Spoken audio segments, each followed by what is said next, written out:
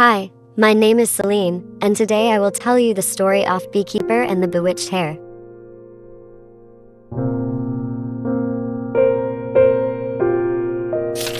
Across a moor there once lived a lad who earned his living as a beekeeper. Though he lived by himself in a cottage, he wasn't at all lonely, maybe because he felt a connection with his bees. In warm weather, when the heather was in bloom and purple flowers blanketed the land, the bees buzzed about with a satisfied kind of hum, sipping nectar wherever they liked, and he felt happy for them. In late fall, when the wildflowers became scarce and the buzzing of the bees became more erratic, he could feel their anxiety. Sometimes the lad complimented his bees on a huge batch of honey, and they seemed to buzz about in pleasure and pride. Folks in town said the lad could talk to the bees. Of course, that couldn't be true, but he felt they understood each other very well. One evening, as the lad was checking his beehives, two hounds suddenly appeared from across the moor, barking wildly and dashing directly toward him. The object of their chase soon became apparent when a white hare leaped out of the heather into his arms. Quickly, the lad tucked the terrified animal under his jacket. The two hounds circled his legs, barking. He picked up a stick and swung it around. Eventually, the dogs gave up and bounded away. When the dogs disappeared from view, the lad set the hare back on the ground and returned to work. But instead of hopping into the thicket, the hare followed him, twitching its nose and eyeing him steadily. He went inside his cottage, and the hare ambled in behind. "Well, you act like you want to be my pet," he said. "I suppose you'd like a bit of dinner. I just might have a carrot for you." He let the hare nibble on a carrot, while he scooped some stew into a bowl for his dinner. When they had both finished, the hare jumped onto his lap, and he stroked its head and ears. "Ooch," he said, with surprise, noticing its face. "I've seen black or pink eyes on a white hare, but how did you get those blue eyes?" The hare responded by stretching its back for more petting. The next morning, the lad took the hare to the hives to introduce her to his bees. He knew that changes in the environment can alarm bees, and he didn't want the presence of the hare to unsettle them. So he held out the hare for them to inspect, then set her down close to his feet. The bees dipped down and spun around her face, but she didn't seem to mind. After they satisfied their curiosity and returned to their hive, he took the hare to the next beehive for another round of introductions. One afternoon a few weeks later, as the lad was setting trays of sugar water in the beehives, he noticed an old woman ambling along the track across the moor. Thinking he might sell her a fine comb of honey, he met her at the gate. However, before he could speak, she pointed to the hare, who was peering out from behind a heather shrub. "You don't see that every day," said she, with a crooked smile. "A blue-eyed hare." "'Tis true," said the lad, turning to admire his pet. "What do you want for her?" said the old woman. "You mean to purchase?" "Ooch. The hare is not for sale. Everyone has a price, lad. Look, here at this bonny piece of gold. It's not every day you are offered a gold coin for a common hare, now is it?" "She's not common, and she's not for sale," frowned the beekeeper.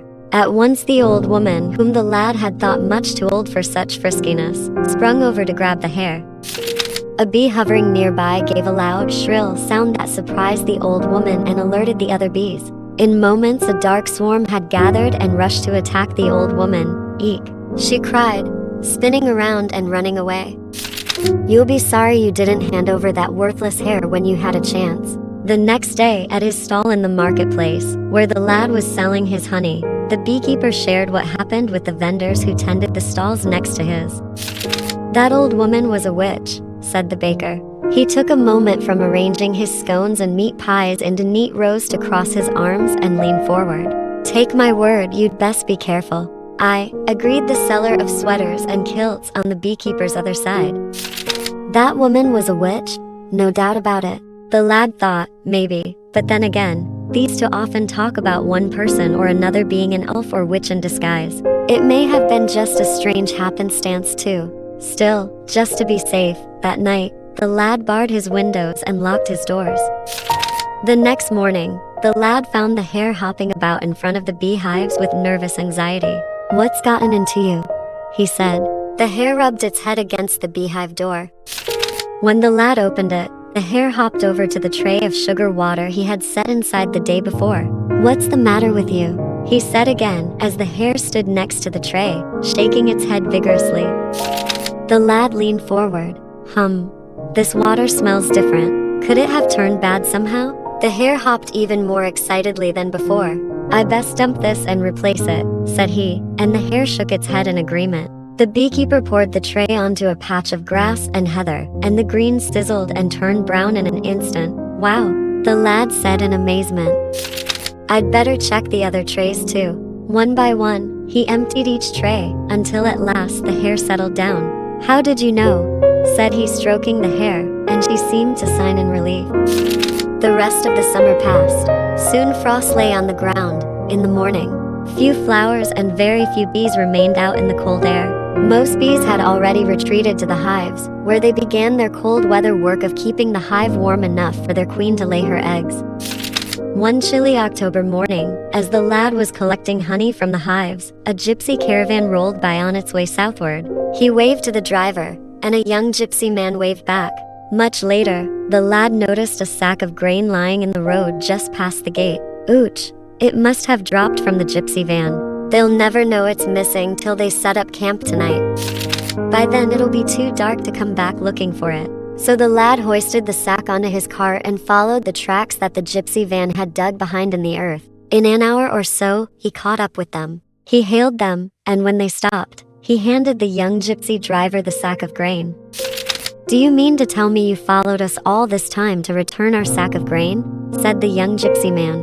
Most folks are more than glad for us to go and never see us again. Why shouldn't I bring it back to you? Said he. Else I'd have to think about your poor horses missing their dinner tonight. Just then the hare poked its head out from under the beekeeper's jacket. And what is that? Said the gypsy lad. A blue-eyed hare. Yes, he said with pride. A special one is this hare. More than special, I'd say, said the gypsy fellow. Grandma, he called inside the van. You have to see this. An old woman with a bright headscarf, long pleated skirt, and puffed white blouse stepped out of the van. What do you think of that? Said the gypsy man, nodding toward the hare. Oh, my goodness, said the grandmother. This is astounding. My hare, said the beekeeper. I like her fine, but she's not all that special. The old woman shook her head. Then you don't know, she said. Know what? Said the lad. Ti's a lassie, said the grandmother. A lassie who's been bewitched. The beekeeper gasped. Then he spilled out his story. He told both of them about the two dogs who had chased the hare across his moor, the strange old woman who had tried to grab her, the bees who had forced the witch away, and what his friends at the marketplace had said about the old woman. Your friends are right, said the grandmother, in a firm voice. That woman was a witch, and I wouldn't be surprised if she was the very one who bewitched the lassie. Who knows what mischief she is capable of?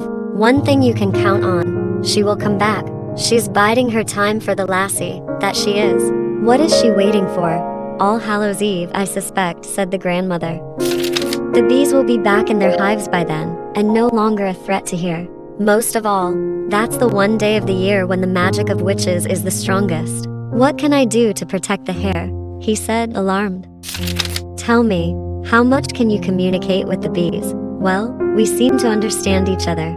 I don't know if that's just my imagination, but it seems that way. However, you talk to them, you may need their help. When you go home, explain to the bees that the witch may return. Before the sun sets on All Hallows Eve, tie a good strong cord around the hare's neck and shoulders. You must keep her on your lap till past midnight. I can do that, said the lad. Do you think this will be easy? Said the grandmother. When the hare is under the witch's spell, she may pull and jump with a power that will shock you. But you must hold her tight, no matter what. If your bees can help you, all the better. The old woman looked at him with her old watery eyes. That's all I can say, other than to wish you luck. When the lad returned to his cottage, he hurried the hare from hive to hive, repeating what the old gypsy woman had told him. On one hand, he felt a bit silly explaining all of this to a mass of bees.